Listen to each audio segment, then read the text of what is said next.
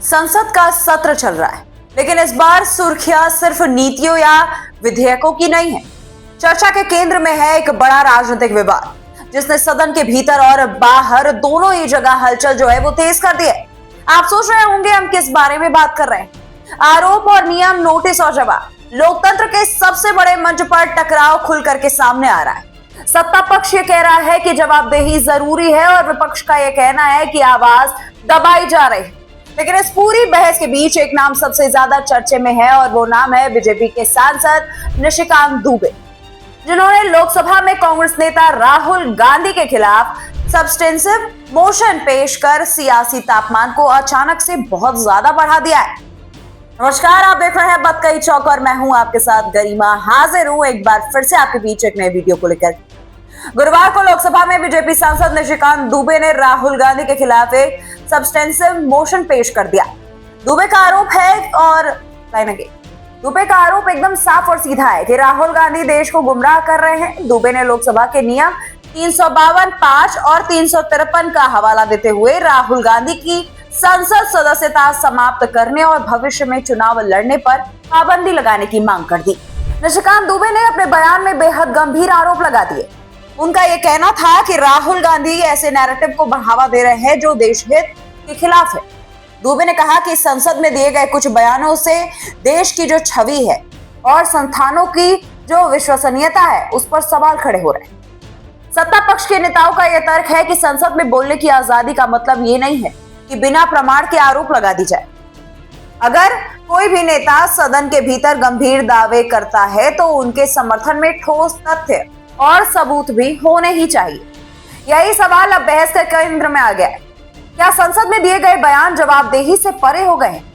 इधर राहुल गांधी ने social media platform x पर वीडियो के साथ प्रतिक्रिया जो है वो जाहिर की है। राहुल गांधी ने कहा है दोस्तों कि एफआईआर हो, मुकदमा दर्ज हो या प्रिविलेज प्रस्ताव लाएं, मैं किसानों के लिए लड़ूंगा। लेकिन सत्ता पक्ष से मुद्दे से ध्यान भटकाने की कोशिश बता रहा है। बीजेपी नेताओं का कहना है कि सवाल किसानों का नहीं है बल्कि संसद में दिए गए बयानों की विश्वसनीयता का है। बीजेपी का रुख एकदम स्पष्ट है कि संसद में कोई भी आरोप तथ्यों के आधार पर ही होना चाहिए। पार्टी का यह कहना है कि राहुल गांधी ने अपने भाषण में जो दावे किए उनके समर्थन में अब तक कोई भी प्रमाण सार्वजनिक नहीं किया गया। बीजेपी सांसदों का तर्क है कि अगर कोई नेता सदन के भीतर संस्थानों की नीतियों या फिर अंतर्राष्ट्रीय मुद्दों पर आरोप लगाता है तो उनसे अपेक्षा की जाती है तो वो उन्हें अथॉरिटी बेस्ड बताए। यानी बात सिर्फ राजनीति की नहीं है बल्कि संसदीय मर्यादा और प्रक्रिया की भी है। इसी बीच संसदीय कार्य मंत्री किरण रिजिजू ने भी सोशल मीडिया पर एक वीडियो साझा किया जिसमें 4 फरवरी को स्पीकर के चैम्बर में हुए हंगामे का जिक्र था। रिजिजू का यह दावा है कि विपक्षी सांसदों का व्यवहार संसदीय गरिमा के अनुरूप नहीं था। हालांकि विपक्ष ने इस दावे को खारिज कर दिया, लेकिन सत्ता पक्ष इस मुद्दे को आचरण और अनुशासन से जोड़ करके देख रही है।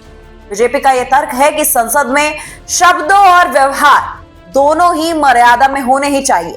विवाद यही नहीं थमा। बीजेपी के चीफ व्हिप संजय जायसवाल ने राहुल गांधी के बजट चर्चा के दौरान दिए गए भाषण के कुछ अंशों को रिकॉर्ड से हटाने का औपचारिक नोटिस दे दिया। बीजेपी का यह तर्क है कि अगर बयान असंसदीय, आपत्तिजनक या फिर बिना प्रमाण के हो तो उन्हें रिकॉर्ड का हिस्सा नहीं माना जाएगा। सत्ता पक्ष कह रहा है कि यह कदम किसी व्यक्ति विशेष के खिलाफ नहीं है बल्कि संसदीय परंपराओं की रक्षा के लिए है। विपक्ष इसे अभिव्यक्ति की स्वतंत्रता पर हमला मान रहा है, लेकिन बीजेपी नेताओं का यह जवाब है कि स्वतंत्रता के साथ जिम्मेदारी भी जुड़ी होती है। सवाल यहाँ ये उठता है कि क्या संसद में कही गई हर बात बिना जांच के स्वीकार कर ली जानी चाहिए? आपको क्या लगता है? चलिए दोस्तों आगे बढ़ते हैं। इस पूरे घटनाक्रम में निशिकांत दुबे का जो रुख है वो सत्ता पक्ष की रणनीति को स्पष्ट करता है।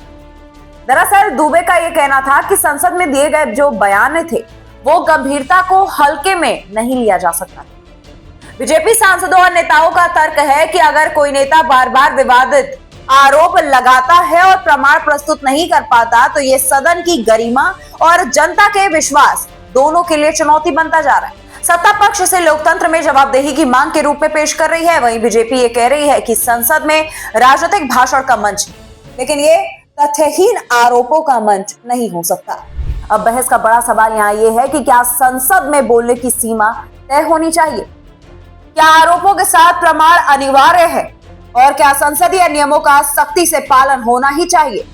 सत्ता पक्ष का इस पे स्पष्ट संदेश है। लोकतंत्र में आजादी के साथ अनुशासन और प्रमाण की कसौटी भी उतनी ही ज्यादा जरूरी है।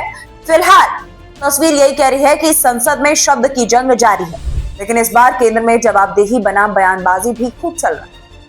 लोकतंत्र में असहमति जरूरी है, लेकिन संसद में विश्वसनीयता उससे भी ज्यादा जरूरी है। और इन सभी में आपको हम बताएं कि सबसे ज्यादा मुख्य आरोप और प्रत्यारोप का केंद्र जो बना हुआ है, जो माध्यम बना हुआ है, वो है हमारा सोशल मीडिया प्लेटफॉर्म एक्स। बाकी आज के लिए सिर्फ इतना ही। मिलती हूं मैं आपसे अगली वीडियो में, तब तक के लिए नमस्कार।